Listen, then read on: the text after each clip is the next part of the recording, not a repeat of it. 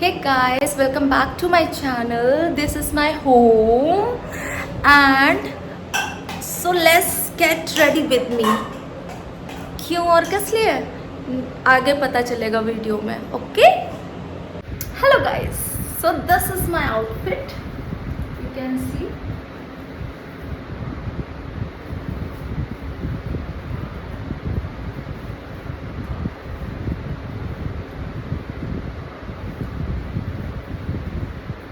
Hey guys, this is my golden time.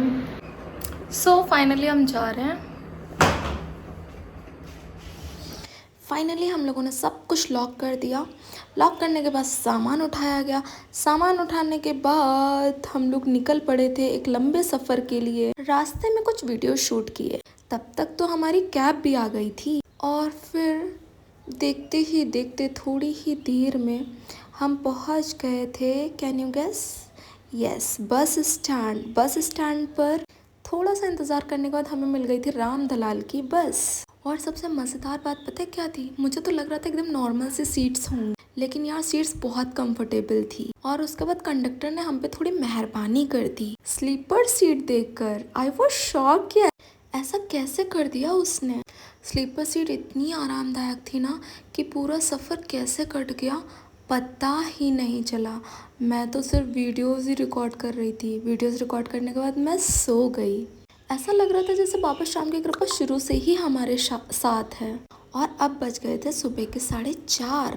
मैंने सोचा थोड़ा और आराम कर लेती हूँ. और फिर आँख खुली तो हम पहुँच गए थे जयपुर.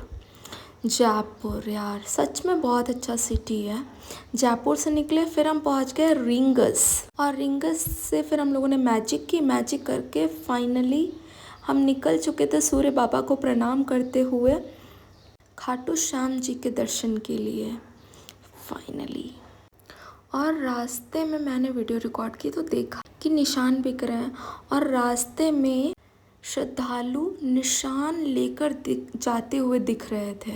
जहाँ तक नज़र जा रही थी वहाँ बस निशान ही निशान दिखाई दे रहे थे. और उसके बाद हम भी पहुँच गए थे फाइनली उस गेट पर. हमने लिए 2 गुलाब और एक मोरपंख अपने भगवान जी को अर्पित करने के लिए. और इतना सुकून मिल रहा था ना वहाँ पहुँचकर कि मैं आपको बता नहीं सकती हूँ. ये है वो गेट जहाँ पर खड़े होकर के लोग फ़ोटो खिंचाते हैं और यहीं से पैदल यात्रा भी करते हैं कुछ लोग. और उसके बाद क्या फिर हम पहुँच गए बालाजी गेस्ट हाउस. ये जो कचौड़ियाँ दिख रही हैं ना, इन्हें देख के मेरे को लालच ही आ गया था. बट क्या करते, दर्शन के बाद खाना था.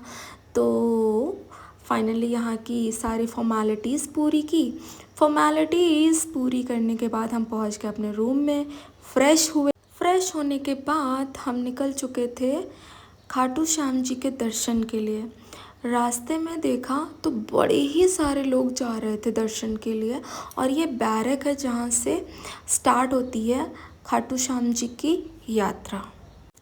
मंदिर की ओर जाते हुए रास्ते का जो माहौल था ना वो मैं आपको बता नहीं सकती. जयकारे और श्रद्धालुओं की भीड़ देखकर मन बिल्कुल भक्तिमय हो गया. उस दिन ज़्यादा भीड़ नहीं थी इसीलिए लाइन भी जल्दी जल्दी आगे बढ़ रही थी. और श्रद्धालुओं के जयकारे को देखकर ये तो समझ में आ रहा था कि श्याम बाबा के प्रति लोगों की कितनी आस्था है, कितना ज़्यादा गहरा प्रेम करते हैं वो उनसे. उसके बाद हम भी लाइन में लग गए और हमने भी शुरू की. अब सुनाती हूँ मैं आपको एक भजन.